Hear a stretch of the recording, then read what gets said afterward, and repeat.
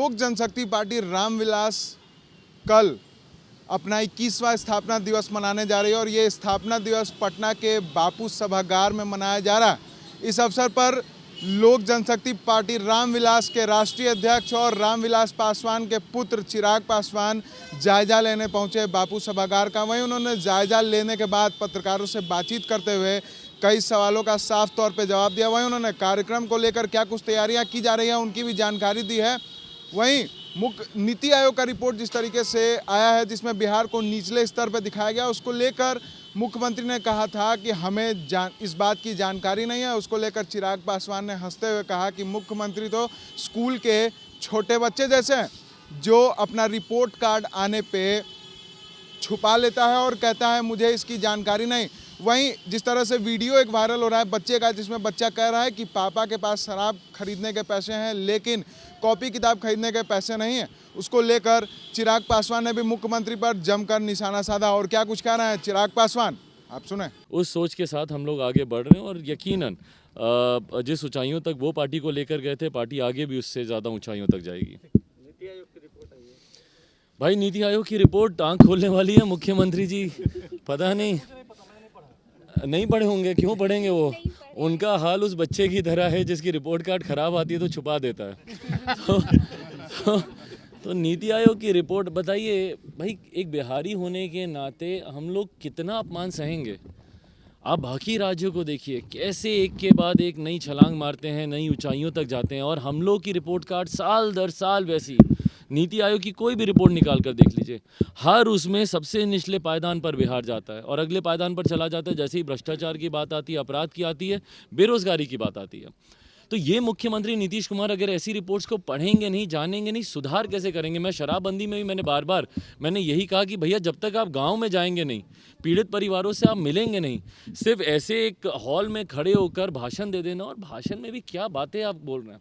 आप बोल रहे हैं कि जिस महिला के साथ हुआ, दुल्हन के कमरों में पुलिस का चले जाना ठीक है, आप इस बात को आप जायज़ ठहरा रहे हैं। इससे बड़ी दुखद बात नहीं हो सकती थी। मुझे उम्मीद थी कि शायद मेरे मुख्यमंत्री आएंगे मंच पर आकर, अगर माफ़ी नहीं मांगेंगे तो कम से कम दुख प्रकट करेंगे और बोलेंगे कि भैया आगे से प्रोटोकॉल को फॉलो किया जाएगा, महिलाओं के कमरे की जांच होगी तो उसमें महिला पुलिसकर्मी रहेगी वहाँ पर उसके बाद वो जिस तरीके से खुले में वो बोल रहे हैं, बोलते हैं तो क्या करता भाई? अगर जानकारी मिली थी तो क्या करता? नहीं जाता, जांच नहीं करता। अरे जांच कीजिए। एक दुल्हन के कमरे से आपको लगता है कि क्या तस्करों की बारात वहाँ से निकलने वाली थी क्या?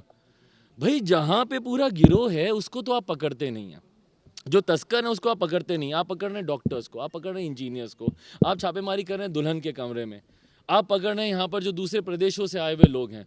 इस तरीके से शराबबंदी और शपथ दिला रहे हैं ये शराब की, खुद की शपथ इनको याद नहीं है। विधानसभा में इन्होंने खड़े होकर इन्होंने शपथ ली थी कि भैया कुछ हो जाए मिट जाऊंगा, खत्म हो जाऊंगा, भाजपा के साथ नहीं जाऊंगा, दुनिया भर की बातें खुद की बोली हुई। खुद की शपथ इनको याद नहीं रहती, दूसरे को शपथ दिला रहे हैं और सोच रहे हैं कि शपथ से शराबबंदी कानून आगे बढ़ेगा। शपथ से शराबबंदी कानून आगे बढ़ेगा। चिराग, तो शपथ ग्रहण करने के बाद कोई अब अधिकारी या कोई भी मंत्री अब शराब नहीं पिएंगे? भाई बहुत बढ़िया। अगर मेरे मुख्यमंत्री इतने भोले हैं कि उनको लगता है कि शपथ लेने से, भाई इससे पहले भी हम लोगों ने कई शपथ के कार्यक्रम देखे, वो लोगों को सुबह सुबह लाइन में लगाकर मानव श्रृंखला करवाने का भी हम लोगों ने सब देख लिया। क्या हुआ? भाई नीयत होनी चाहिए मुख्यमंत्री जी। उस बच्चे का वीडियो आप देखिए, एक बच्चे का जो वीडियो वायरल हो रहा है, उस बच्चे का वीडियो देखिए कैसे बेचारा रो रो के बोल रहा है कि मैं किताब इसलिए नहीं लेके आ पाया, क्यों? क्योंकि मेरे पिता ने मेरी किताब के पैसे शराब की बोतलें खरीदने में उन्होंने खर्च कर दिए। ये हकीकत है भाई। ऐसी तस्वीर तो शराबबंदी जब नहीं थी तब ऐसी तस्वीरें नहीं आती थी। आपने शराबबंदी कर आपने जिस तरीके से प्रदेश को और ज़्यादा बर्बादी और नशे की गत में आपने डाल दिया है, मुख्यमंत्री नीतीश कुमार जी को इसके ऊपर सिर्फ ये शपथ दिलाने से नहीं होगा। जब तक ये बैठेंगे नहीं अपने अधिकारियों को, और जाएं पहले गांव में जाएं भाई। पटना से बैठ के सब हो जाएगा, नहीं होने वाला है। जब तक गांव में नहीं जाएंगे, जब तक पीड़ितों से नहीं मिलेंगे, तब तक नहीं होने वाला। और मुख्यमंत्री जी का यही सबसे बड़ा वो है कि उनको लगता है कि सब उनके हवा महल में बैठकर सारी चीज़ें ठीक हो जाएंगी। ऐसा होता नहीं है राजनीति में। तो मुख्यमंत्री आगामी चुनाव जी का आंख तले के गठबंधन का ऐलान करेंगे? हाँ, गठबंधन का ऐलान करेंगे? मुख्यमंत्री नीतीश कुमार जी का आंख तभी क्यों खुलता है? उनकी आंख कोई शराब से मरता है, जहरीली शराब। उनकी आंख तब भी नहीं खुलती। दुख तो इसी बात का है ना। मुख्यमंत्री जी की आंख तब भी नहीं खुलती, सब दिखावा है, क्योंकि उन्होंने ये दिन चिन्हित कर रखा था, नशा मुक्ति दिवस, ये दिन था उनका, तो इसलिए उस दिन तो भैया इनको कुछ बोलना ही था। शराबबंदी के बाद इनको दिखाना था कि भैया इस दिन का महत्व है। उसके बाद बस ये पूरी तरीके से पल्ला झाड़ने का काम है। आप देखिएगा भाई कौन सी जहरीली शराब पीने से मृत्यु रुक गई। जिस दिन उनका दिवस था, जिस दिन यहाँ से भाषण दे रहे थे, उस दिन महुआ में 2 लोग मरे हैं जहरीली शराब पीने से। सर, बच्चे का वीडियो देखने के बाद क्या लगता है, बिहार में शराबबंदी है? भाई नहीं है, और ये सारे वीडियोस मुख्यमंत्री जी को खड़ा करके दिखाएं आप लोग सामने। आप लोग भी लोकतंत्र का चौथा स्तंभ है, उनको दिखाएं और पूछिए कि भैया क्या ये बच्चा झूठ बोल रहा है क्या?